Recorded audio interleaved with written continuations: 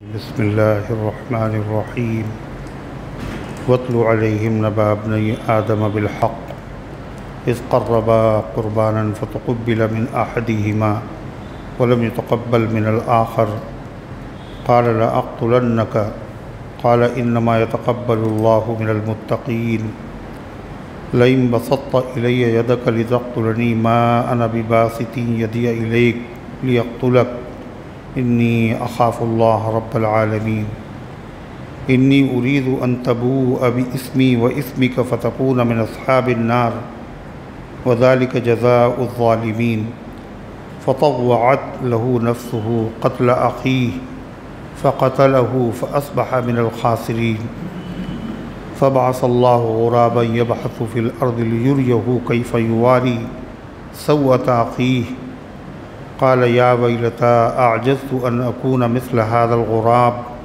फ़उवारिय सव्अत अख़ी फ़अस्बह मिनन नादिमीन मिन अजलि ज़ालिक कतबना अला बनी इसराईल अन्नहु मन क़तल नफ़्सन बिग़ैरि नफ़्सिन औ फ़सादिन फ़िल अर्ज़ फ़कअन्नमा क़तलन नास जमीआ व मन अहयाहा फ़कअन्नमा अहयन नास जमीआ वलक़द जाअतहुम रुसुलुना बिलबय्यिनात सुम्म इन्न कसीरम मिनहुम बअद ज़ालिक फ़िल अर्ज़ि लमुस्रिफ़ून इन्नमा जज़ाउल्लज़ीना युहारिबूनल्लाह व रसूलहु व यसअून फ़िल अर्ज़ि फ़सादन अन युक़त्तलू औ युसल्लबू औ तुक़त्तअ अयदीहिम व अर्जुलुहुम मिन ख़िलाफ़िन औ युनफ़ऊ मिनल अर्ज़ ज़ालिक लहुम ख़िज़्युन फ़िद दुनिया व लहुम फ़िल आख़िरति अज़ाबुन अज़ीम इल्लल्लज़ीन ताबू मिन क़ब्लि अन तक़दिरू अलैहिम फ़अलमू अन्नल्लाह गफ़ूरुर रहीम सदक़ल्लाहुल अज़ीम। मुहतरम हज़रात, सामईन किराम, हाज़रीन मस्जिद, अज़ीज़ों और बुज़ुर्गों, ये कुरान मुक़द्दस के छठे पारे की सूरतुल माइदा की पाकीज़ा नूरानी मुबारक बाअज़मत मुतहर आयतें हैं। दुआ कीजिए रब्बुल इज़्ज़ति वल जलाल इन मुक़द्दस आयात की रोशनी में सही और सच्ची बात अर्ज़ करने की तौफ़ीक़ नसीब फ़रमाए और हम सब को अमल करने की तौफ़ीक़ अता फ़रमाए। इससे पहले की आयात में तज़किरा था कि बनी इसराइल पर अल्लाह की बड़ी नेमतें हुईं और फ़िरौन को डिबोने के बाद, मुल्क मिस्र का उनको मालिक बनाने के बाद अल्लाह का हुक्म हुआ कि ज़ालिम और जाबिर कौम जो तुम्हारे मुल्क पर काबिज़ है, यानी कौम अमालका, उनसे मुकाबला करो।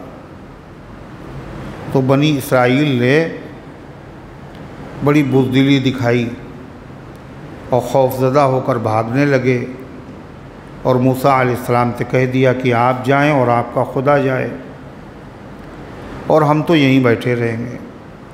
जब वो कौम वहाँ से निकल जाएगी तब हम वहाँ दाखिल होंगे। तो अल्लाह ताला ये बता रहा है कि ये कौम ऐसी थी, अल्लाह की नेमतें हासिल करने के बाद भी अल्लाह के दुश्मनों से मुकाबला करने में खौफज़दा होते थे और राह फ़रार इख्तियार करते थे। लेकिन जो अल्लाह के मकबूल बंदे थे, महबूब बंदे थे, मासूम थे, उनसे हसद करते थे और उनके खून से अपने हाथों को रंगीन करना ये बाइसे आयब नहीं समझते थे। अल्लाह के दुश्मनों से लड़ने में राह फ़रार इख्तियार करते थे। अल्लाह के मकबूल और महबूब बंदों से जलते थे, हसद करते थे और उनको कत्ल करने में कोई उनको मुश्किल नहीं समझ में आती थी, बल्कि उसमें बड़े जरी थे। हत्ता कि अम्बिया अलैहिमुस्सलातु वस्सलाम को उन्होंने कत्ल किया। यक़्तुलून नबिय्यीन बिग़ैरि हक़, नबियों को नाहक कत्ल किया। 70 पैगम्बर एक दिन में कत्ल कर दिए। और हत्ता कि सबसे बड़े पैगम्बर जनाब मुहम्मदुर रसूलुल्लाह सल्लल्लाहु अलैहि वसल्लम आपके कत्ल के मंसूबे बनाए, आपको कत्ल करने की साजिशें की। ये ऐसी कौम थी। अल्लाह ताला ने तिलावत करदा आयात में एक वाक़या बयान किया। ये वाक़या है हज़रत आदम अलैहिस्सलाम के दो हकीकी सुलभी बेटों का। वैसे तो आदम अलैहिस्सलाम की औलाद सभी हैं, मगर ये जो बेटे थे ये सुलभी थे, यानी बराह रास्त पैदा हुए थे आदम अलैहिस्सलाम से, हाबील और काबिल।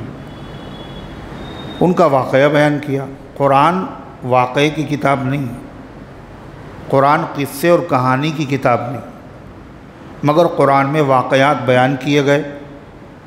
जो वाक़यात बयान किए गए उनका मकसद क्या है? ताकि उन वाक़यात से लोग इबरत हासिल करें, नसीहत हासिल करें। उसके ज़रिए से अल्लाह ताला ने बंदों को अहकामात दिए हैं। तो इसलिए कुरान में अल्लाह ने वाक़े बयान किए। ये वाक़या भी इसीलिए बयान किया गया है कि इस वाक़े में क्या हुआ। एक भाई ने दूसरे भाई को हसद की वजह से जो मकबूल बंदा था, अल्लाह का महबूब बंदा था, मुत्तकी था, उससे हसद भी किया और गैज़ व गज़ब में उसके नाहक खून से अपने हाथों को रंगीन भी किया। चुनांचे अल्लाह ताला ने फरमाया, वत्लु अलैहिम नबअ इब्नई आदम बिल हक़। आप इन अहले किताब को आदम अलैहिस्सलाम के दो बेटों का किस्सा सही तौर पर पढ़कर सुनाइए। अपने हबीब सल्लल्लाहु अलैहि वसल्लम से फरमा रहा है, आदम अलैहिस्सलाम के दो बेटों का किस्सा कैसे? ठीक ठीक, सही सही। तो इससे कुरान नसीहत कर रहा है कि अगर कोई किस्सा बयान किया जाए, कोई वाक़या बयान की जाए तो उस वाक़या कैसा बयान किया जाए? बिल्कुल सही सही, उसमें मिलावट न हो, उसमें कमी बेशी न हो, घटा बढ़ा के न बयान किया जाए, उसको अफसाना न बनाया जाए। इससे बड़े नुकसान होते हैं। सही बात अगर बयान कर दी जाए उससे नुकसान नहीं होता। वाक़या बयान किया जाए, उसको गलत अंदाज से पेश किया जाए तो उससे कितना बड़ा नुकसान होता है। तो अल्लाह ताला ने फरमाया, आप बयान कीजिए इनसे आदम अलैहिस्सलाम के दो बेटों का वाक़या ठीक ठीक। इससे लोगों को इबरत होगी, नसीहत हासिल होगी।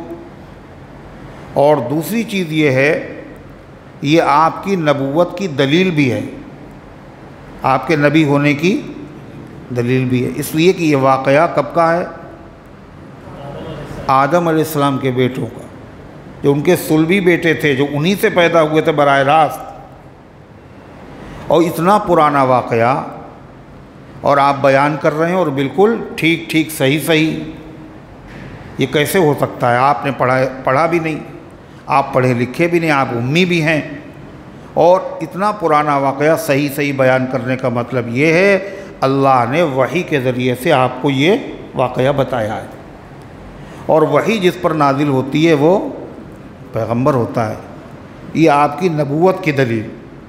अल्लाह फरमाता है, बयान कीजिए इनके सामने नबा, किस्सा, वाक़या, ख़बर। किसकी ख़बर? इब्नई आदम, आदम के दो बेटों की। आदम के दो बेटों का वाक़या, वरना आदम के बेटे तो सभी हैं। आपने फरमा कुल्लुकुम बनु आदमा व आदमु मिन तुराब। तुम सब के सब आदम के बेटे हो और आदम को अल्लाह ने मिट्टी से पैदा किया। तो आदम के बेटे तो सभी। यहाँ दो बेटों से मुराद कैसे बेटे? सुलभी बेटे, जो बराह रास्त आदम अलैहिस्सलाम से पैदा हुए। तफसीर में उनका नाम भी मिलता है, एक का नाम था हाबील और एक का नाम था काबिल। ठीक ठीक वाक़या बयान कीजिए। उस वक्त का वाक़या, इस क़र्रबा क़ुरबानन, जब दोनों बेटों ने अल्लाह की जनाब में पेश की नियाज, क़ुरबानी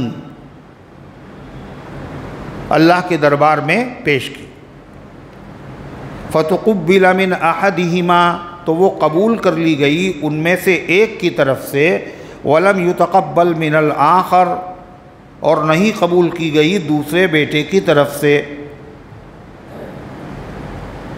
ये जो क़ुरबानी उन्होंने पेश की दोनों बेटों ने, ये आदम अलैहिस्सलाम के मशवरे से। और इसकी ज़रूरत क्या पेश आई? मालूम ये हुआ कि क़ुरबानी पेश करना ये कोई 1400 साल का तरीक़ा नहीं है, हुक्म नहीं है इस्लाम का, बल्कि आदम अलैहिस्सलाम के बेटों ने भी क़ुरबानी पेश की थी। आदम अलैहिस्सलाम पहले नबी, पहले इंसान, क़ुरबानी का सिलसिला वहाँ से चल रहा है। आदम अलैहिस्सलाम ने क़ुरबानी पेश करने के लिए क्यों कहा? इसलिए कि आदम अलैहिस्सलातु वस्सलाम से अल्लाह ने दुनिया को आबाद किया। खलक़कुम मिन नफ्सिन वाहिदा, अल्लाह ने तुम्हें पैदा किया एक जान से। व खलक़ मिनहा ज़ौजहा, और उन्हीं से अल्लाह ने उनकी बीवी हज़रत हव्वा को पैदा किया। व बस्स मिनहुमा रिजालन कसीरन व निसाआ, और अल्लाह ने उन दोनों से बहुत सारे मर्द और औरतों को पूरी दुनिया में फैला दिया। मगर उस ज़माने में ज़रूरत थी कि निकाह कैसे हो, सगी बहन और सगा बेटा, सगा भाई, तो तेज़ी के साथ औलाद भी हुआ करती थी। सुबह एक बेटा एक बेटी, शाम को एक बेटा एक बेटी। अल्लाह तबारक व तआला ने नस्ल इंसानी को बढ़ाने के लिए उस वक्त ये कानून बनाया था कि जो बेटा और बेटी एक साथ पैदा हुए वो सगे भाई बहन हैं, उनसे निकाह नहीं होगा। जो सुबह बेटा पैदा हुआ उसका निकाह शाम को पैदा होने वाली बेटी के साथ, और जो शाम को बेटा पैदा हुआ उसका निकाह सुबह पैदा होने वाली बेटी के साथ। अजीब इत्तिफाक, हाबील के साथ जो बेटी पैदा हुई वो बदसूरत थी, खूबसूरत नहीं थी, और काबील के साथ जो बेटी पैदा हुई वो खूबसूरत थी। जाहिर है जब काबील की बहन जो है खूबसूरत है, उसका निकाह किससे होना चाहिए? किससे होना चाहिए? हाबील से। और हाबील के साथ जो बच्ची पैदा हुई अगरचे वो बदसूरत है, उसका निकाह किससे होना चाहिए? काबील से। मगर काबील ने इस फैसले को तस्लीम करने से इनकार कर दिया, कहा हम तो उसी से करेंगे जो ज़्यादा खूबसूरत है। आदम अलैहिस्सलातु वस्सलाम ने झगड़े को ख़त्म करने के लिए, रफ़े शर के लिए फ़रमाया कि तुम दोनों अल्लाह की जनाब में क़ुरबानी पेश करो।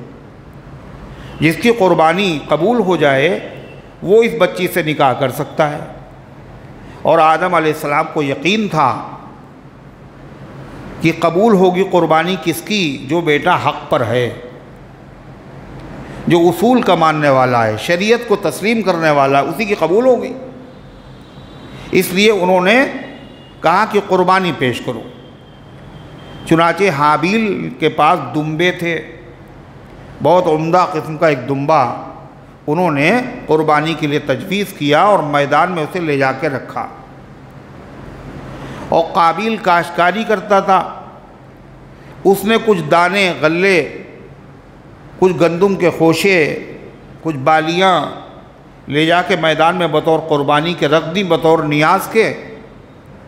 उस ज़माने में क़ुरबानी के कबूल होने का तरीक़ा क्या था कि आसमान से आग आती थी और जिसकी क़ुरबानी कबूल होती थी उसको जला देती थी। ये अलामत थी कि इसकी क़ुरबानी कबूल हो गई, और जिसकी क़ुरबानी कबूल नहीं हुई उसको आग नहीं जलाती थी। ये इस उम्मत पर अल्लाह ताला का एहसान है, नबी करीम सल्लल्लाहु अलैहि वसल्लम की उम्मत पर, कि क़ुरबानी के ज़माने में क़ुरबानी भी करो और उसके बाद आग की ज़रूरत नहीं है, बल्कि उस गोश्त को तुम खुद इस्तेमाल करो, खाओ। खाओ भी और खिलाओ भी। ये नेमत है, ये एहसान है, खुसूसी करम है, खुसूसी नवादिश है। जहाँ और नवादिशें इस उम्मत के साथ हैं उनमें से एक नवादिश ये भी है। और पहले हुक्म था कि 3 दिन तक कुर्बानी और 3 ही दिन तक गोश्त खा सकते हो, मगर गैर मुक़ल्लिद क्या कहते हैं 4 दिन कुर्बानी है ना। 3 ही दिन कुर्बानी थी, 3 दिन के बाद गोश्त खाना मना था। बहुत सारी चीज़ें ऐसी हैं जो शुरू में मना थी, बाद में इजाज़त मिल गई। उनमें से एक चीज़ ये भी थी, हज़रत अली रज़ी अल्लाह ताला अन्हु तशरीफ़ लाए तो हज़रत फ़ातिमा ज़हरा रज़ी अल्लाह अन्हा ने 3 दिन के बाद कुर्बानी का गोश्त पका के उनके सामने रखा। उन्होंने कहा तुम अजीब हो, मुझे गोश्त खिला रहे हो, 3 दिन गुजर चुके हैं, ये तो जायज़ नहीं। इसलिए कि उनको पहले ही वाला मसला मालूम था, नया हुक्म मालूम नहीं था।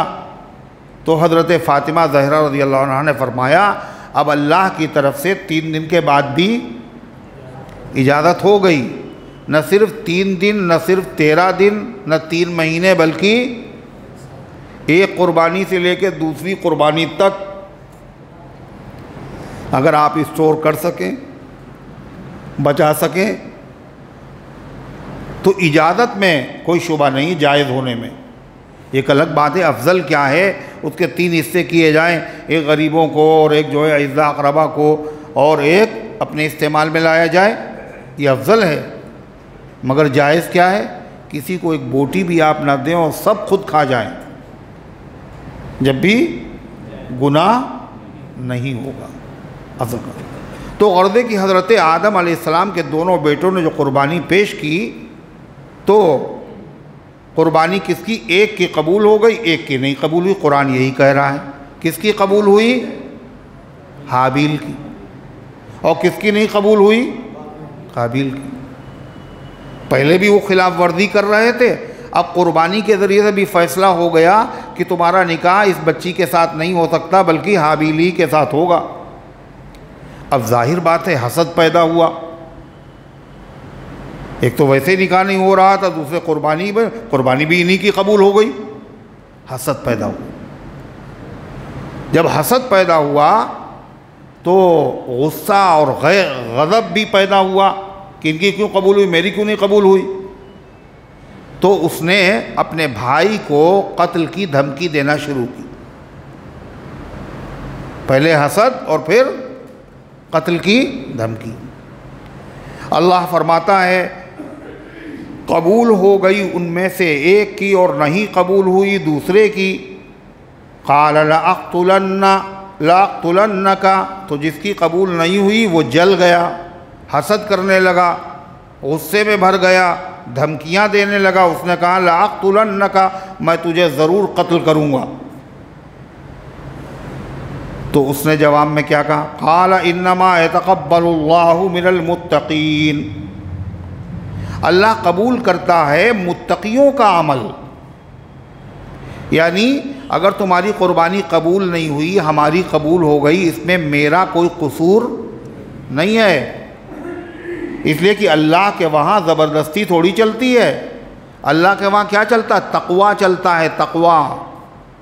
इन्नमा यतक़ब्बलुल्लाहु मिनल मुत्तक़ीन, मैंने तक़वा इख्तियार किया, अल्लाह ताला ने मेरी कुर्बानी कबूल कर ली। तुम भी अगर तक़वा इख्तियार करते तो तुम्हारी भी कुर्बानी कबूल हो जाती।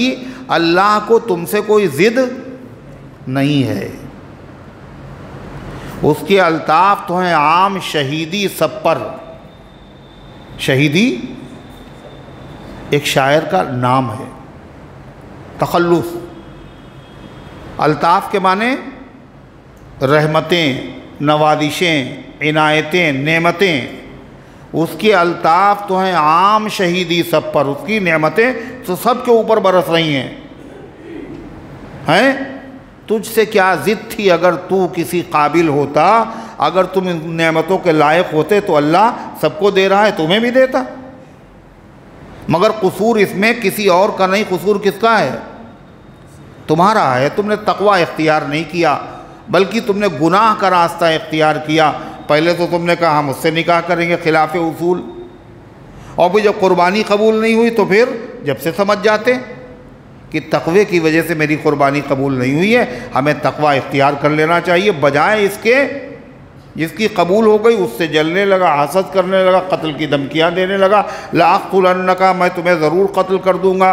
तो उन्होंने कहा हज़रत हाबील, इन्नमा यतक़ब्बलुल्लाहु मिनल मुत्तक़ीन, इसमें कसूर मेरा नहीं है, अल्लाह कबूल करता है तक़वे वालों का अमल, मुत्तक़ियों का अमल कबूल करते हैं। तुम भी मुत्तक़ी बन जाओ, तुम्हारी भी कबूल हो जाएगी। मगर उसकी समझ में नहीं आया। हाबील ने और क्या कहा वो भी सुनिए, लइम बसत्ता इलैया यदका लितक़्तुलनी, अगर तुम मेरी तरफ हाथ बढ़ाओगे मुझे कत्ल करने के लिए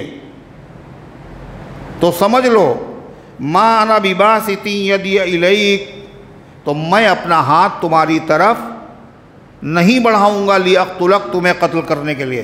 तुम अगर मुझे कत्ल करने का इरादा करोगे और कत्ल करने के लिए हाथ दस्त दराज़ी करोगे, उसके बावजूद मैं तुम्हें कत्ल करने के लिए हाथ नहीं बढ़ाऊंगा। हालांकि मेरे लिए जायज़ है। क्या जायज़ है? जब कोई आदमी किसी को कत्ल करना चाहे नाहक जुल्मन, तो क्या उसके लिए इजाज़त है वो भी उसको कत्ल कर दे? क्या है जायज़? क्या है? कत्ल कर देना जायज़ है, मगर इसके बावजूद मैं कत्ल तुम्हें नहीं करूँगा। जायज़ है, मगर अफजल क्या है कि वो कातिल है मगर हम कत्ल नहीं करेंगे, हम जुल्मन शहीद हो जाएंगे। जब वो जुल्मन कत्ल किया जाएगा तो वो क्या कहलाएगा? शहीद। मगर ये जब है जब दोनों मुसलमान हों, दोनों मुसलमान हों, ईमानी भाई हैं, वो कत्ल कर रहा है और ये चाहे तो ये भी कत्ल कर सकता है, उसको इजाज़त है।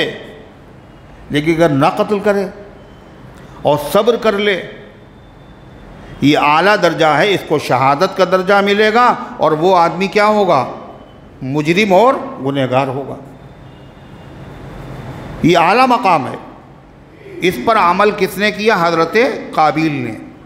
और जहाँ शरीयत ने कहा कि दुश्मन है इस्लाम का, जान का, माल का, तो वहाँ तो माफ़ी मांगना, हाथ जोड़ना, हाथ पे हाथ रख कर के बैठ जाना, दिफा न करना, अपना तहफ़्फ़ुज़ न करना, इंतकाम न लेना, ये क्या है? क्या है ये? गुनाह है, गुनाह। मन क़ुतिल दून मालिही फ़हुव शहीद, जो अपने माल की हिफाजत करते हुए मारा जाए वो शहीद है। जो अपनी जान की हिफाजत करते हुए मारा जाए तो हिफाजत कर रहा, ये नहीं कि भाई शौक़ पूरा कर लीजिए आप, तब नहीं है शहीद। मुकाबला तो दिले नातवा ने खूब किया, बाद में कत्ल हो गया, लेकिन मुकाबला तो किया, अपना दिफा तो किया, अपना तहफ़्फ़ुज़ तो किया। अल्लाह ताला ने हर चीज़ को अपना तहफ़्फ़ुज़ करने का हक़ भी दिया है और सलीक़ा भी सिखाया है। हत्ता कि छोटी सी चींटी है, कितनी छोटी है? कितनी? हाँ, कितनी फिर भी है, एक नाखून के बराबर बारीक सी, मगर इसके बावजूद ये काटती है। कब काटती है? जब उस पर दबाव पड़ता है। क्यों? अपना दिफा कर रही है। हाथी का और चींटी का क्या मुकाबला? मगर चींटी क्या करती है? हाथी के भी काट लेती है। बिल्ली पे हमलावर होता है कुत्ता, लेकिन बिल्ली भी क्या करती है? आसानी से लुक़मा नहीं बनती, जहाँ तक मुकाबला हो सकता है वहाँ तक करती है। हज़रत शेख सादी कहते हैं, इदा यइसल इंसानु ताल लिसानुहु, जब आदमी ज़िंदगी से मायूस हो जाता है तो उसकी ज़बान लंबी हो जाती है। लंबी होने का मतलब अगर नाप के देखी जाए तो एक बालिश की थी 2 बालिश की हो जाएगी। ज़बान बड़ी लंबी हो गई आपकी, ये मुहावरा है, बड़ी लंबी हो गई ज़बान, यानी ज़बान काबू में नहीं रहती। आदमी हमला करता है ज़बान के ज़रिए से और जितना हो सकता अपनी भड़ास निकाल लेता और क्या कहता है, अब तो मरना ही है ना, मरेंगे वैसे भी। तो जब इंसान अपनी ज़िंदगी से मायूस हो जाता है, उसकी ज़बान दराज हो जाती है, लंबी हो जाती है। फिर फरमाते हैं कसिन्नौरी मग़लूब यसूलु अलल कल्ब, जैसे आजिज़ बिल्ली, कुत्ते के मुकाबले में आजिज़ हो जाने वाली बिल्ली यसूलु अलल कल्ब, कुत्ते पे हमला कर देती। बाद में अंजाम कुछ भी हो लेकिन करती तो है। ये एक फितरी चीज़ है, एक कुदरती चीज़ है कि जब आदमी किसी को सताएगा तो उसको हक़ है वो क्या करे, अपनी हिफाजत करे, अपना तहफ़्फ़ुज़ करे, अपने हाथ पैर चलाए। अल्लाह ताला ने इसीलिए किसी को दाँत दिए हैं, किसी को पंजे दिए हैं और किसी को काटने का सलीक़ा दिया है। अरे है या नहीं? तो इंसान तो सबसे अशरफ और आला है। इसको कोई आदमी कत्ल करे और बिला वजह कत्ल करे और मारे और बिला वजह मारे और उसके बाद ये खामोशी से मरने के लिए तैयार हो जाए, तो ये क्या है? ये तो बात जानवरों में नहीं है, तुम इंसान में कैसे ये बात हो गई? तुम आदम की औलाद हो, तुम तब से अशरफ हो। ये तो बुज़दिली है। हाँ, बिला वजह किसी को कत्ल ना करो, ये बहुत बड़ा पाप है, बहुत बड़ा जुर्म। मुसलमान हो या गैर मुस्लिम, किसी भी मज़हब का मानने वाला हो, नाहक कत्ल करना किसी को, ये बहुत बड़ा पाप है। आगे कुरान करीम की इस आयत में उसकी मज़म्मत और कितना बड़ा पाप है वो आगे कुरान की आयत में उसका बयान आ रहा है। तो गर्दे की ताकत है और ईमान वाला भाई है और नहीं मान रहा है, वो उससे मुकाबला हो रहा है। जायज़ है कि मुकाबला करें, वो हमें कत्ल करने का इरादा रखता, हम उसे कत्ल कर दें, लेकिन आला मकाम क्या है कि सब्र कर लें। इस सब्र का नाम क्या है? शहादत। कुरान की आयत पर जो बताया कुरान में कि काबिल के मुकाबले में हाबिल के लिए बदला लेना जायज़ तो था, मगर उसने कहा जायज़ ज़रूर है, लेकिन मैं अपने भाई के खून से अपने हाथों को रंगीन नहीं करना चाहता। मैं चाहता हूँ मैं शहीद हो जाऊँगा, मेरे गुनाह का वबाल तुम्हारे ऊपर पड़ेगा और तुम्हारे गुनाह तो तुम्हारे ऊपर पड़ेंगे ही। कुरान की इस आयत पर इस उम्मत में सबसे पहले जिसने अमल किया पता है कौन है? वो हज़रत उस्मान ज़ुन्नूरैन रज़ियल्लाहु अन्हु।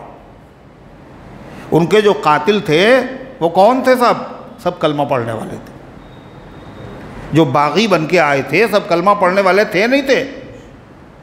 अल्लाह के पैगंबर के दामाद, दोहरे दामाद, खलीफतुल मुस्लिमीन, खलीफा वक्त, फ़ौज उनके कब्ज़े में, सारे के सारे सहाबा उनका साथ देने के लिए तैयार। मगर हज़रत उस्मान ने क्या कहा? जिसने लड़ने का इरादा भी किया बदला मुकाबले का, हज़रत उस्मान गनी ने मना कर दिया।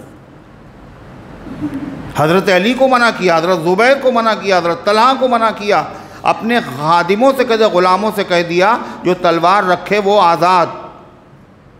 हज़रत अबू हुरैरा रज़ियल्लाहु अन्हु को मना किया।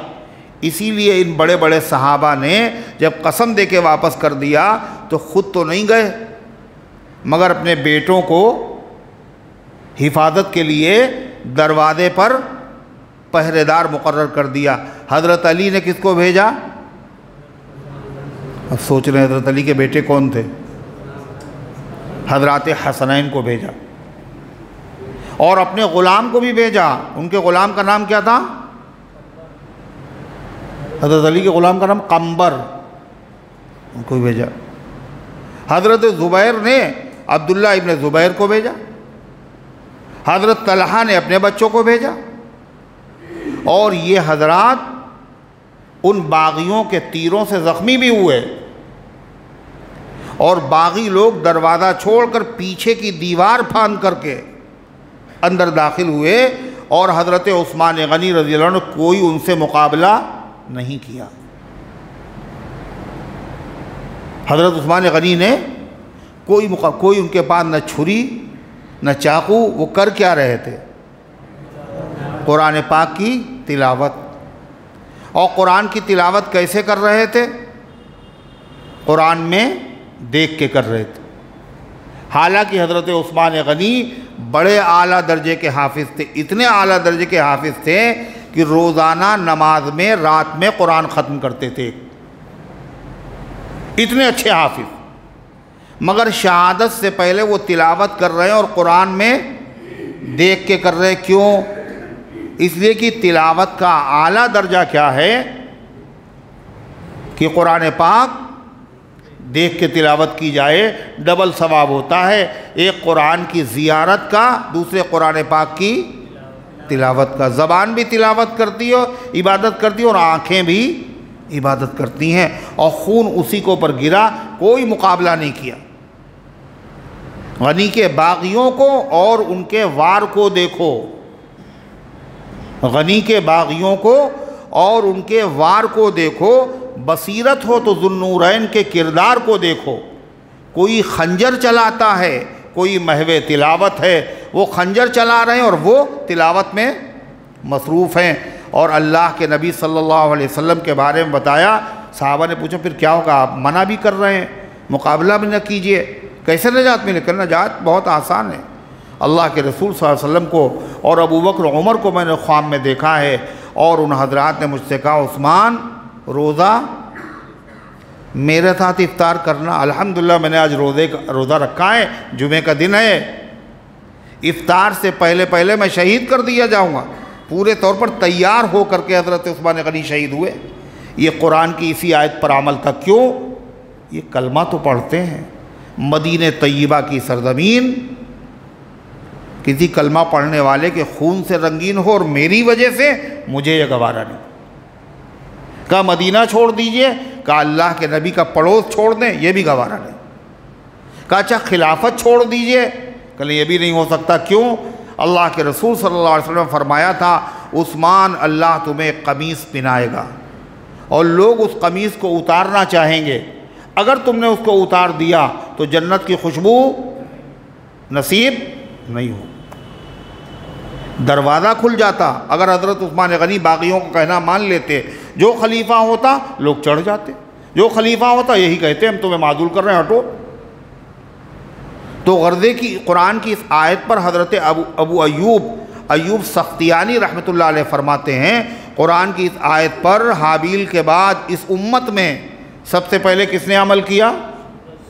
हज़रत उस्मान गनी रज़ी अल्लाह अन्हु ने अमल किया। अल्लाह ताला फरमाता है, क्या कहा हाबील ने? अगर तुम हाथ बढ़ाओगे मेरी तरफ मुझे कत्ल करने के लिए, मैं अपना हाथ तुम्हारी तरफ नहीं बढ़ाऊंगा तुम्हें कत्ल करने के लिए। क्यों? हम तुमसे डरते हैं, इसलिए नहीं। इन्नी अखाफुल्लाह रब्बल आलमीन, मैं तुमसे नहीं डरता, मैं रब्बुल आलमीन से डरता हूँ। इन्नी उरीदु अन तबूअ बिस्मी व इस्मिक, और मैं तो चाहता हूँ कि तुम मेरे गुनाह और अपने गुनाह सब अपने सर पे रख ले। अपने गुनाह जो पहले से गुनाह तुमने किए हैं, और उसके बाद नाहक मेरे कत्ल का गुनाह भी तुम्हारे सर के ऊपर आएगा।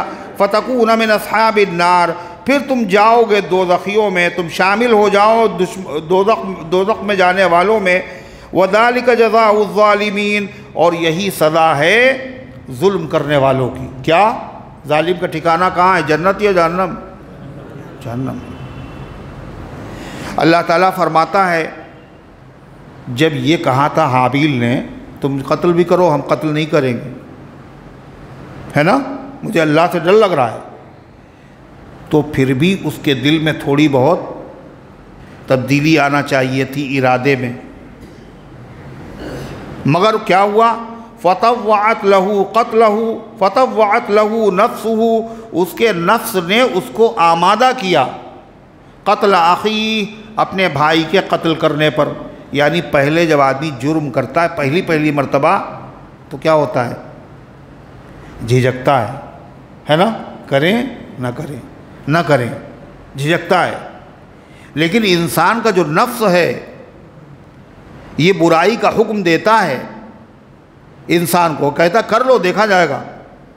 तो पहले तो वो झिझका, और बाद में उसके नफ्स अम्मारा ने उसने भाई के कत्ल पर उसको आमादा कर दिया। फ़क़तलहू, उसने कत्ल कर दिया अपने भाई को। फ़अस्बह मिनल ख़ासिरीन, तो हो गया वो नुकसान उठाने वालों में से, दुनिया का भी नुकसान और आखिरत का। दुनिया का नुकसान क्या, ऐसा मकबूल नेक मुत्तकी भाई खो दिया और दुनिया में उसकी पादाश में सज़ा में पागल होकर मरा, और आखिरत में क्या होगा, नाहक कत्ल की सज़ा उसे मिलेगी।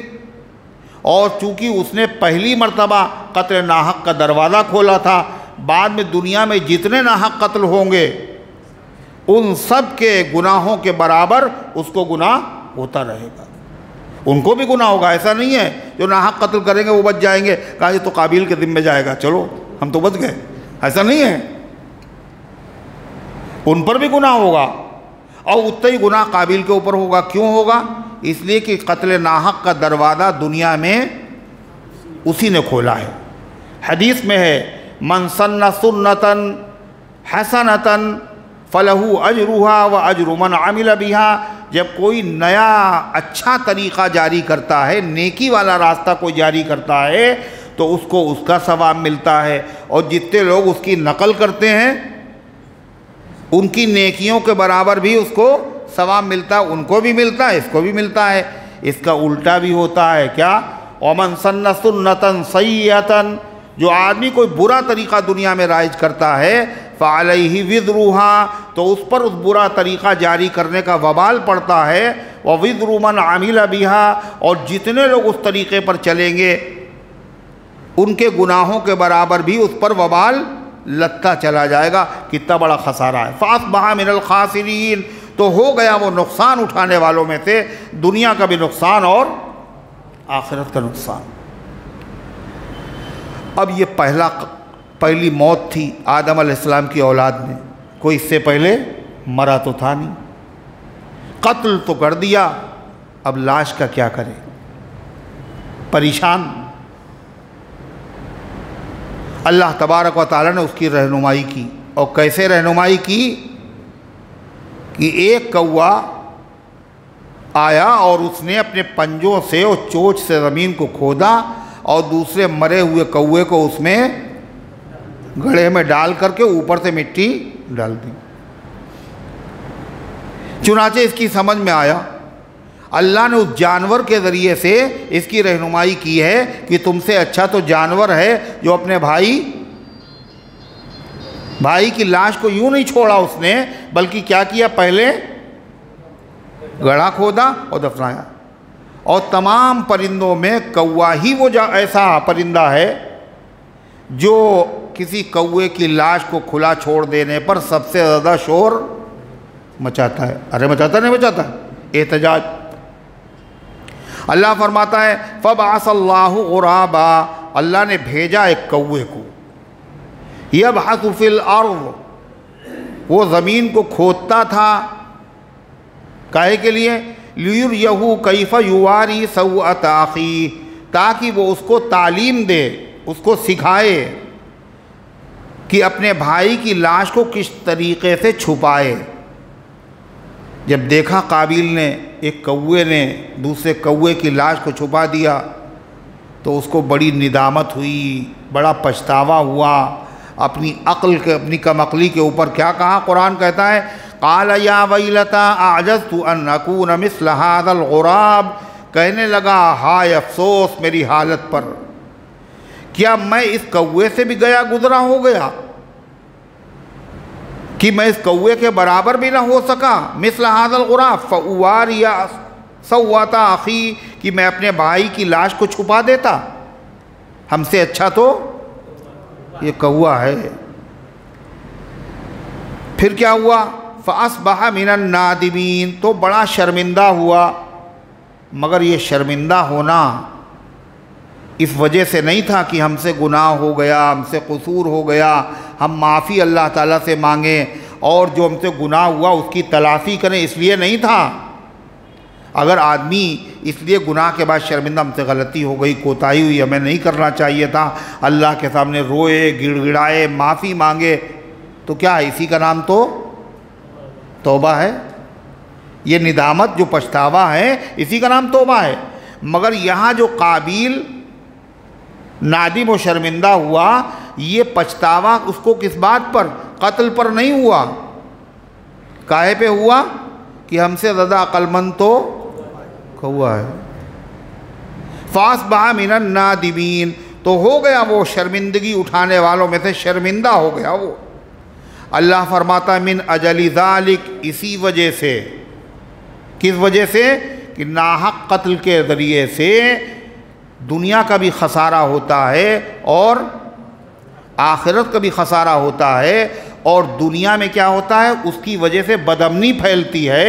एक कत्ल होता है, उसकी वजह से सैकड़ों नाहक कत्ल होते हैं, जुर्म इंतहाई संगीन होता चला जाता है। इसी वजह से हमने कानून मुकर्रर कर दिया था बनी इसराइल के लिए, और सिर्फ बनी इसराइल के लिए नहीं बल्कि तमाम आलम के इंसानों के लिए अल्लाह ने क्या कानून मुकर्रर किया, मिन अजली ज़ालिक, इसी वजह से कतबना अला बनी इसराइल, हमने मुकर्रर कर दिया था, लिख दिया था बनी इसराइल पर, मुकर्रर कर दिया था क्या, अन्नहु मन क़तल नफ्सन बिग़ैरि नफ्सिन औ फ़सादिन फ़िल अर्ज़ फ़कअन्नमा क़तल अन्नास जमीआ। क्या लिख दिया, मुकर्रर कर दिया कि जो कत्ल करे किसी आदमी को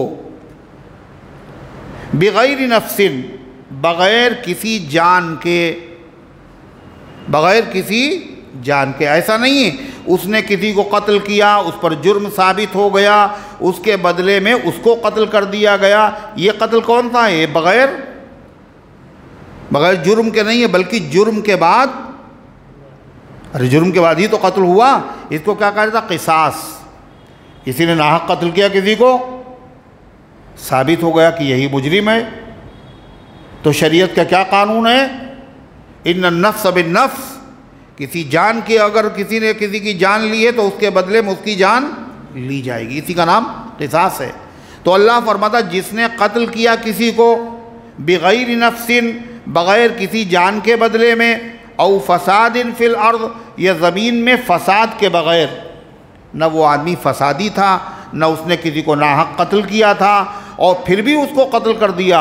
अल्लाह फरमाता है मालूम है कितना बड़ा मुजरिम है वो, फ़कअन्नमा क़तल अन्नास जमीआ, वो ऐसा है गोया कि उसने तमाम इंसानों को कत्ल कर दिया। इसलिए कि उसके कत्ल करने से दूसरे लोगों को शह मिली, लोग दिलेर हो गए और कत्ल नाहक का दरवाज़ा खुल गया। तो एक आदमी का वो कातिल नहीं हुआ, बल्कि जितने नाहक कत्ल किए जाने वाले हैं उन सब का गोया कि वो कातिल है। दो बातें कुरान ने कही, एक बग़ैर नफ्स के, यानी बग़ैर किसी की जान के उसने कत्ल कर दिया। अगर किसी की जान को उसने कत्ल किया था उसके बदले में तो उसे कत्ल किया जाएगा, ये तो शरीयत का हुक्म है। दूसरा लफ्ज़ क्या कहा, औ फ़सादिन फ़िल अर्ज़, बग़ैर ज़मीन में फ़साद के उसको कत्ल कर दिया। ज़मीन में फ़साद का मतलब अल्लाह के दीन पर जो लोग चलना चाहते हैं और जो आदमी अल्लाह के दीन पर चलने से उनको रोके, ये क्या है? फ़साद है, इस्लाह नहीं है, ये फ़साद है। सहाबे किराम जिन्होंने दीन कबूल कर लिया था और उनको जो घसीटा जाता था और मारा जाता था और उनको जो लिटाया जाता था अंगारों पर और घसीटा जाता था और उनको तरह तरह से जो अज़ियतें दी जाती थी, ये क्या था? इस्लाह था या फ़साद? ये ज़मीन में फ़साद था। किसी को कत्ल नहीं किया, किसी का माल नहीं लूटा, किसी को सताया नहीं, सिर्फ क्या किया, अल्लाह के दीन को कबूल कर लिया। इसकी वजह से लोग सताते थे ताकि फिर से अल्लाह के दीन को छोड़ दें, ये फ़साद है। इसी तरह कोई आदमी अल्लाह के रसूल सल्लल्लाहु अलैहि वसल्लम की तौहीन करे, सहाबा की तौहीन करे, तो तौहीन करने वाला क्या है? इस्लाह करने वाला है, फ़सादी है? तो फ़सादी है। बुज़ुर्गों की, किसी के बुज़ुर्ग की भी तौहीन करे, इस्लाम में तो इसकी इजाज़त नहीं। अल्लाह ताला ने फरमाया जो गैरुल्लाह की पूजा करते हैं उन गैरुल्लाह के खुदाओं को, गैरुल्लाह के खुदाओं को जो पूजा करते हैं गैरुल्लाह की, अल्लाह के अलावा की, उन लोगों के खुदाओं को भी बुरा मत कहो ए ईमान वालों। तुम अगर उनके खुदाओं को बुरा कहोगे फ़यसुब्बुल्लाह अदवम बग़ैर इल्म, तो वो लोग तुम्हारे खुदा को बुरा कहेंगे, अल्लाह को बुरा कहेंगे, बग़ैर इल्म के कहेंगे, और तुम उसका सबब और ज़रिया बन जाओगे। हदीस में आता है हुज़ूर पाक सल्लल्लाहु अलैहि वसल्लम ने फरमाया कि बड़ा बदनसीब है वो आदमी जो अपने बाप को गाली दे, माँ बाप को गाली दे। साहबा को हैरत हुई, अरे अपने बाप को कौन गाली देगा? वो ज़माना ऐसा था जिस ज़माने में ये तसव्वुर नहीं किया जा सकता था कोई आदमी अपने बाप को भी गाली दे सकता, लोग सोच नहीं सकते थे। ये ज़माना ऐसा है, अगर ये ज़माना होता तो इसमें किसी को ताज्जुब न होता। इसलिए कि बेटे अपने बाप को गालियाँ भी दे रहे हैं और हाथ भी उठा रहे हैं और घर से निकाल भी रहे हैं और बदतमीज़ी भी कर रहे हैं। तो सहाबा को बड़ी हैरत हुई। आपने फरमाया अपने बाप को गाली देने का मतलब ये है वो किसी दूसरे के बाप को गाली देगा और वो पलट करके इसके बाप को गाली देगा, तो गोया कि इसने अपने बाप को गाली दी है, इसलिए अपने बाप को गाली देने का ये ज़रिया बन गया। तो इसीलिए क्या कहा अल्लाह तबारक व तआला ने, जिसने कत्ल कर दिया किसी शख्स को बग़ैर किसी जान के बदले के और ज़मीन में फ़साद के, और ज़मीन में फ़साद और क्या है? मुर्तद हो जाना, दीन से फिर जाना और लोगों को मुर्तद बनाने की कोशिशें करना। ये क्या इस्लाह फ़साद है? फ़सादी तो है, ख़ुद कादियानी बन गया और लोगों को कादियानी बना रहा है। ये क्या है? फ़सादी तो है। इसी तरीक़े से ज़मीन में लूट मार करना, कत्ल क़िताल करना, डाका डालना, ये क्या है? ज़मीन में फ़सादी तो है। इनमें से कोई बात नहीं है, न वो फ़साद उसने किया था, न उसने किसी को कत्ल किया था, फिर भी उसको कत्ल कर दिया, तो वो ऐसा है जैसे उसने तमाम इंसानों को ज़बह कर दिया। दुनिया के किसी मज़हब में इस तरह की आयत और हिदायत मौजूद नहीं है कि किसी को नाहक कत्ल करना, किसी को, मुसलमान नहीं है लफ्ज़ आया कहीं? आया कहीं? मन क़तल नफ्सन, जो किसी जानदार को कत्ल कर दे, किसी इंसान शख्स को कत्ल कर दे, ये तफसील नहीं मुसलमान को कत्ल कर दे, है कहीं?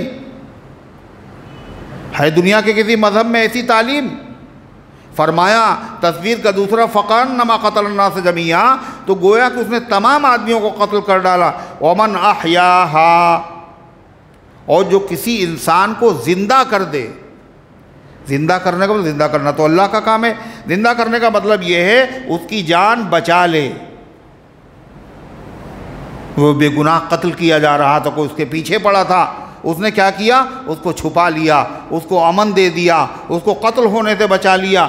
यहाँ भी तफसील नहीं है क्या मुसलमान ही को बचाया हो, बल्कि किसी को भी जो नाहक कत्ल किया जा रहा था उसको कत्ल होने से बचा लिया। गोया कि उसने उसको ज़िंदा कर लिया और उसको ज़िंदगी का वो ज़रिया और सबब बन गया। वमन अहयाहा, और जिसने उसको ज़िंदा कर दिया, यानी उसको कत्ल होने से बचा लिया। अल्लाह फरमाता है फ़कअन्नमा अहयन्नास जमीआ, तो गोया उसने तमाम आदमियों को बचा लिया। बनी इसराइल को ख़ास तौर से अल्लाह ने ये सुनाया था, उनके लिए था नहीं था? क्या था? जिसने किसी को नाहक कत्ल कर दिया बग़ैर फ़साद के, तो इतना बड़ा मुजरिम है, गोया कि उसने तमाम इंसानों को कत्ल कर दिया और बचा लिया बेगुनाह को, तमाम इंसानों को। मगर फिर भी बनी इसराइल ने क्या किया बताओ? जो कत्ल करने के लायक थे उनके मुकाबले में भाग खड़े हुए, है ना?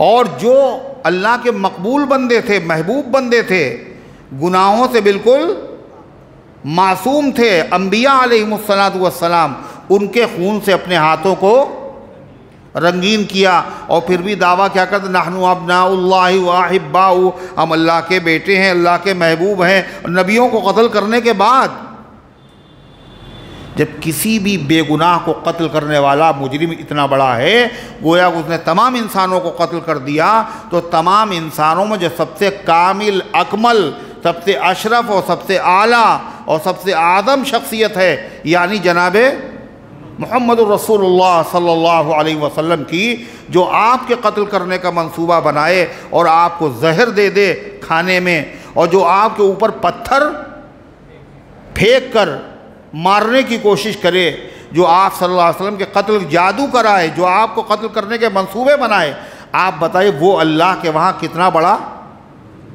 मुजरिम होगा। गोया कि अल्लाह के पैगंबर क्या होते हैं? अल्लाह की तरफ से सफ़ीर, एम्बेसडर होते है ना। किसी भी मुल्क के एम्बेसडर को कत्ल करने का मतलब क्या हुआ? दूसरी हुकूमत को चैलेंज कर देना है कि हमने तुम्हारे आदमी को मार दिया, हम तुमसे मुकाबला करने के लिए, यही तो हुआ। अंबिया अलैहिमुस्सलातु वस्सलाम क्या होते हैं? सफ़ीर होते हैं। किसके? अल्लाह के होते हैं। नबियों का कत्ल का मतलब ये है तुमने खुदा से जंग का ऐलान कर दिया। और ये काम किसने किया था? बनी इसराइल ने किया था। अल्लाह ताला फरमाता है वलक़द जाअतहुम रुसुलुना बिल बय्यिनात, और हालांकि तुम्हारे पास, उनके पास, किसके पास? बनी इसराइल के पास आए थे हमारे रसूल, एक दो नहीं। मूसा अलैहिस्सलाम से लेके ईसा अलैहिस्सलाम के दरमियान में 1000 पैगंबर आए।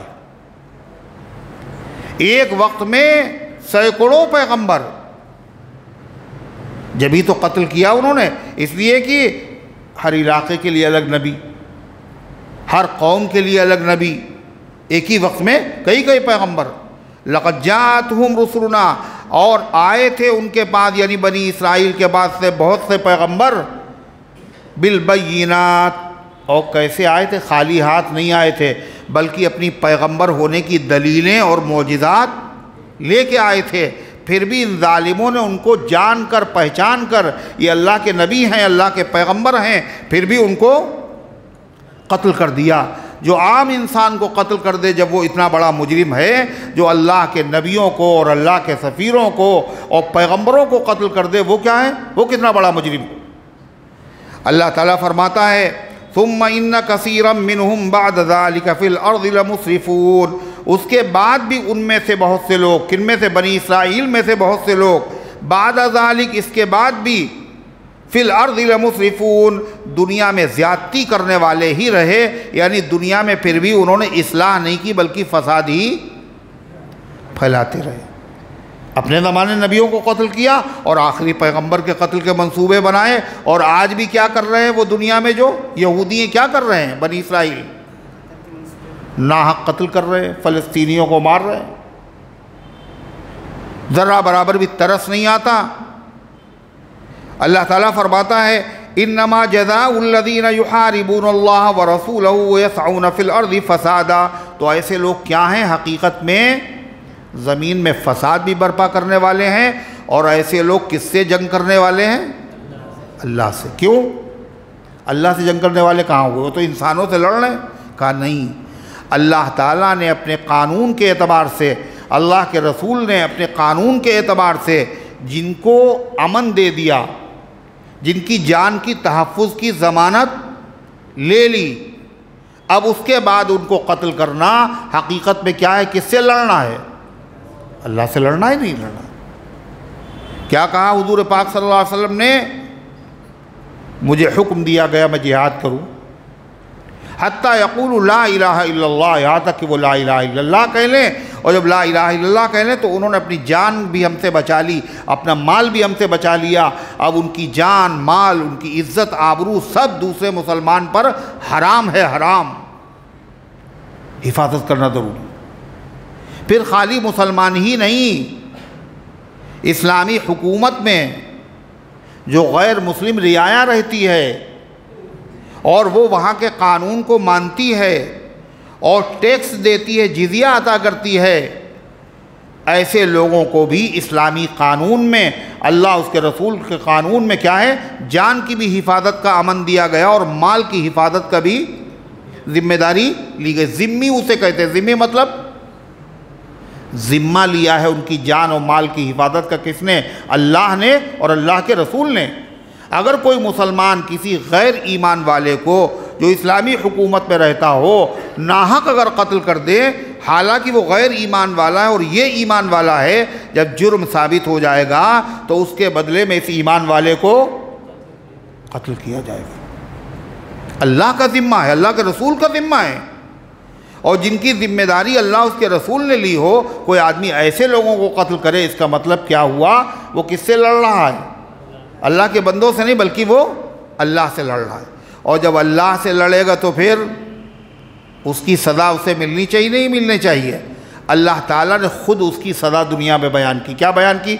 आयत में सुनिए, इन्नमा जज़ाउल्लज़ीना युहारिबून अल्लाह व रसूलह, जो लोग अल्लाह ताला और उसके रसूल से लड़ते हैं, व यसअून फ़िल अर्ज़ि फ़सादा, और मुल्क में फ़साद फैलाते हैं, इन्नमा जज़ा, तो उनकी यही सज़ा है। क्या सज़ा है उनकी?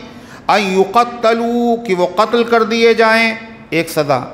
दूसरी सज़ा औ युसल्लबू, या उनको सूली पर बोलो लटका दिया जाए, सूली दिए जाएं। दो सज़ाएँ। तीसरी सज़ा औ तुक़त्तअ अयदीहिम व अर्जुलुहुम, या काट दिए जाएं उनके हाथ और उनके पैर, मिन खिलाफिन, जानिब खिलाफ से, एक तरफ का हाथ और दूसरे तरफ का पैर, दाहिना हाथ बायां पैर।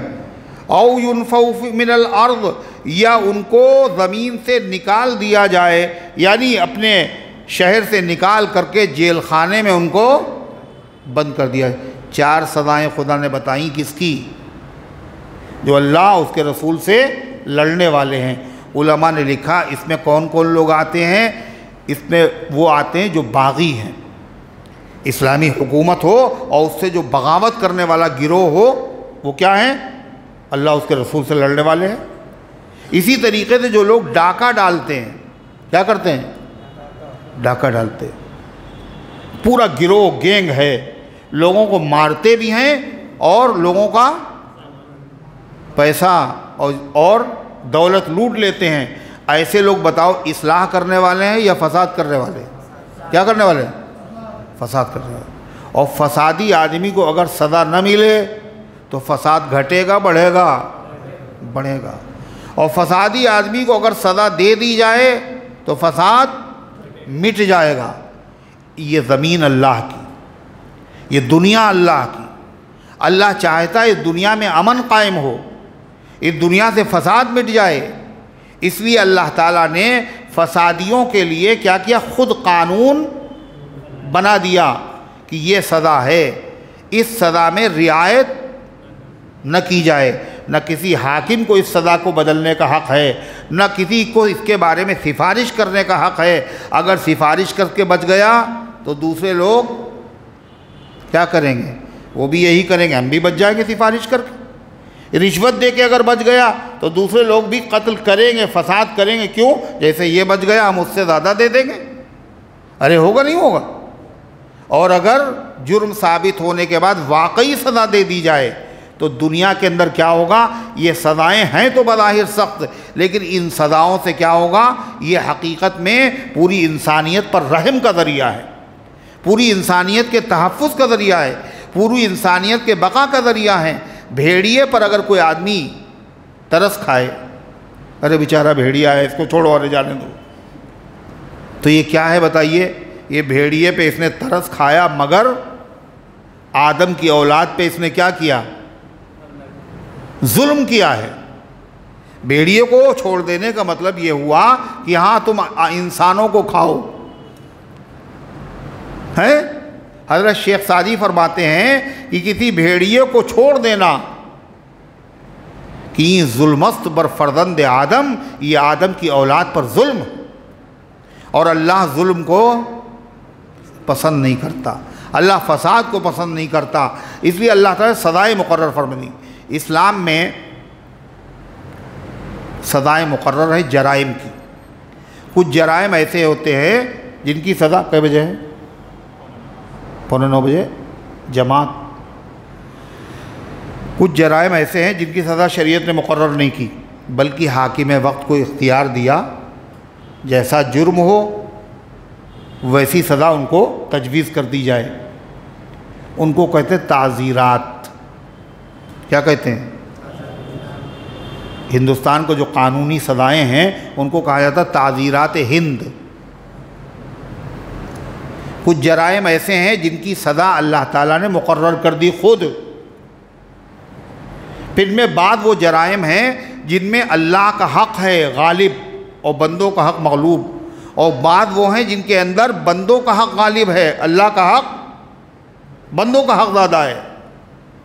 इन दोनों किस्म की सज़ाओं को कहा जाता है हुदूद। क्या कहा जाता है? हुदूद। जैसे किसी को नाहक कत्ल कर दिया और जुर्म साबित हो गया, उसकी सज़ा अल्लाह ने मुकर्रर कर दी। क्या सज़ा है उसकी? बोलो, कत्ल। इसी तरह किसी आदमी ने किसी का माल चुरा लिया और चोरी साबित हो गई, उसकी सज़ा क्या है? हाथ काटा जाए। वस्सारिक़तु वस्सारिक़तु फ़क़्तऊ अयदियहुमा जज़ाअम बिमा कसबा नकालम मिनल्लाह।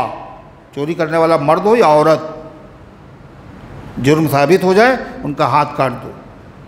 सज़ा में ये इबरतनाक सज़ा है अल्लाह की तरफ से, तो ये सज़ा मुकर्रर। तीसरी सज़ा क्या मुकर्रर है? अगर शादीशुदा मर्द और औरत ये ज़िना कर लें और जुर्म साबित हो जाए तो क्या सज़ा है उनकी? रज्म, पत्थरों से मार मार करके उनको हलाक कर दिया जाए। और क्या सज़ा मुकर्रर है? किसी पाकदामन मर्द या औरत पर कोई तोहमत लगा दे और 4 गवाह न पेश कर सके तो उसकी सज़ा भी मुकर्रर है। क्या है? 80 कोड़े। उस मुनाफिक ने हज़रत आयशा सिद्दीक़ा रज़ियल्लाहु अन्हा पे तोहमत लगाई है ना। अब्दुल्ला इब्ने उबई मुनाफिक कह रहे हैं, वो तो मिस्ता बता रहे हो। वो तो लोगों की बहकावे में शरीक हो गए, वरना असल कौन था? अब्दुल्ला इब्ने उबई। तो जब कुरान की आयतें नाजिल हो गई आयशा सिद्दीक़ा रज़ियल्लाहु अन्हा की तहारत और पाकीज़गी में, सूरह नूर की, तो नबी करीम सल्लल्लाहु अलैहि वसल्लम ने उन लोगों को जो इस जुर्म में शरीक थे सब पे सज़ा जारी की, 80 दुर्रे। और जो सबसे बड़ा मुजरिम था वल्लज़ी तवल्ला किब्रहू, जिसने सबसे अहम हिस्सा इसमें लिया, कुरान कहता है लहू अज़ाबुन अलीम, उसके लिए दर्दनाक सज़ा है। वो अब्दुल्ला इब्ने उबई था। दुनिया में भी और आखिरत में आपने उसको डबल सज़ा दी, यानी कितने कोड़े? 160 कोड़े उसके लगाए गए, और आखिरत की सज़ा अलग है। तो ये सज़ा। इसी तरीके से एक जुर्म है शराब। जब कोई शराब पी ले और इस्लामी हुकूमत हो तो जुर्म साबित हो जाए तो उसकी सज़ा भी क्या है? कोड़े। ये कोड़े मुकर्रर नहीं हैं शरीयत की तरफ से, 80 भी है और 40 भी है।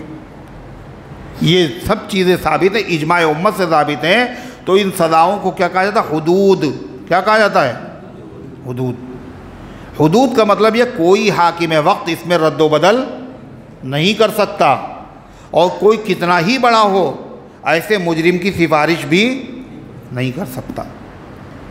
बनी इसराइल में एक औरत थी, उसने चोरी कर ली और बड़े ख़ानदान से ताल्लुक़ रखती थी। यहूदी लोग क्या करते थे, जो बड़ा आदमी से अगर जुर्म साबित होता था तो उसको आसान मसला बता देते थे, और गरीब आदमी होता था तो उसको सूली पे चढ़ा दिया करते थे, रिश्वत ले ले के फतवे बताया करते थे। वो बड़े ख़ानदान की औरत का नाम था फ़ातिमा, उसका भी नाम था फ़ातिमा। तो जुर्म साबित हो गया, उसकी सज़ा हाथ काटा जाएगा।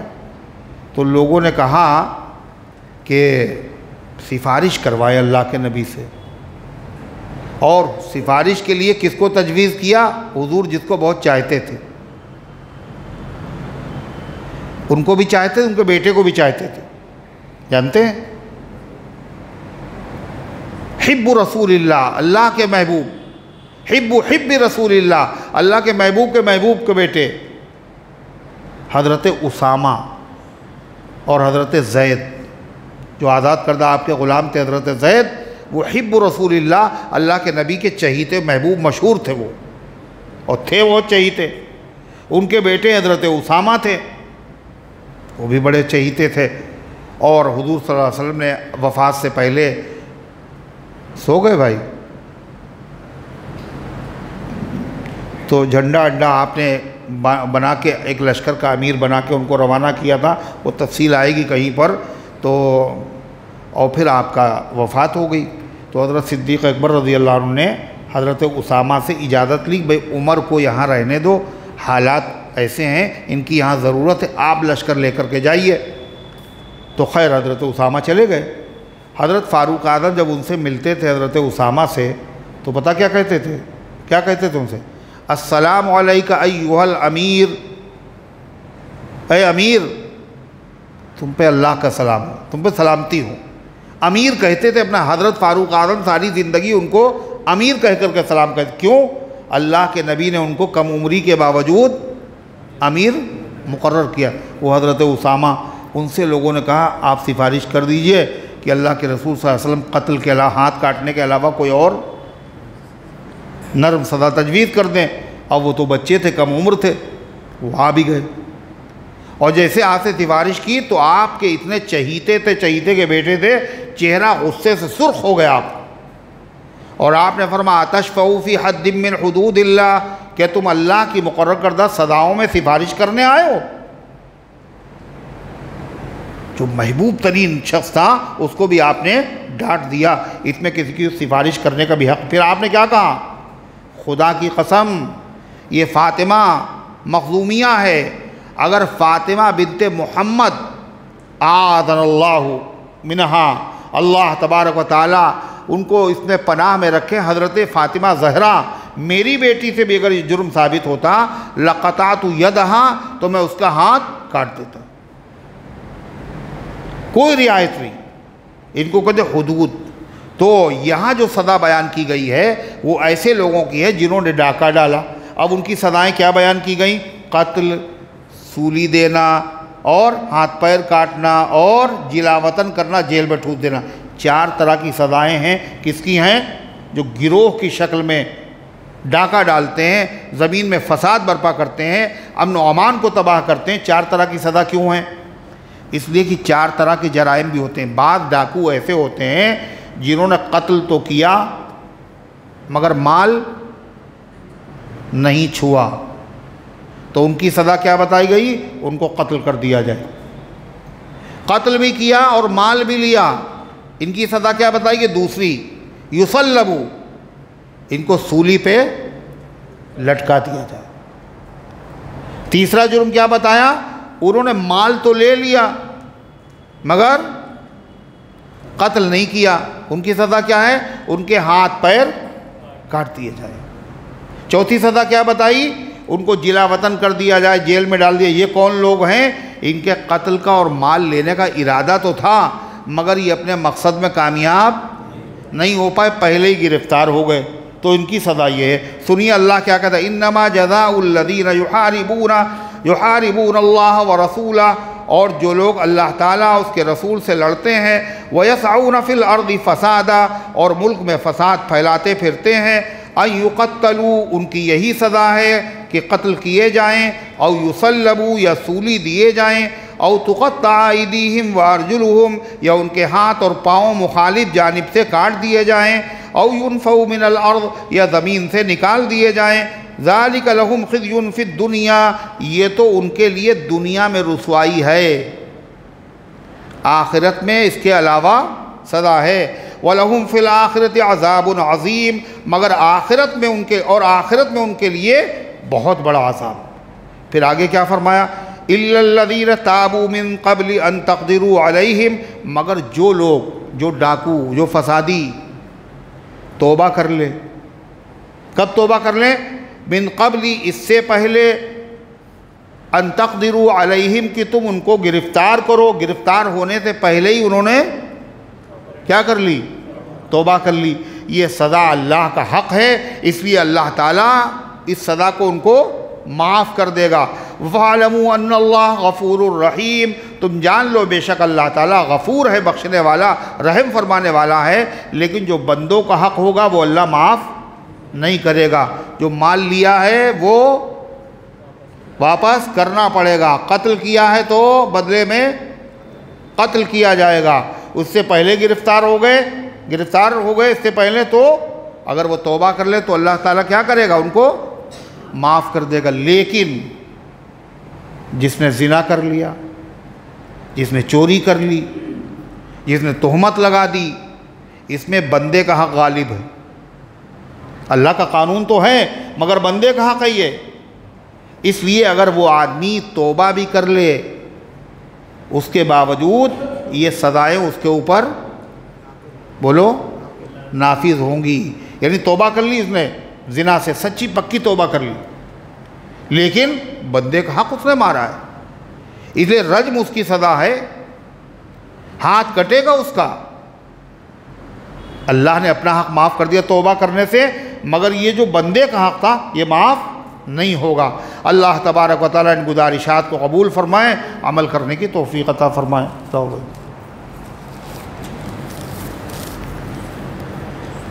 फ़ैयाज़ की रिहाई के लिए दुआ कर दें, फ़ैयाज़ खैर के साथ घर आ जाएं, या यूसुफ़ की शादी में अल्लाह ताला आसानी कर दे।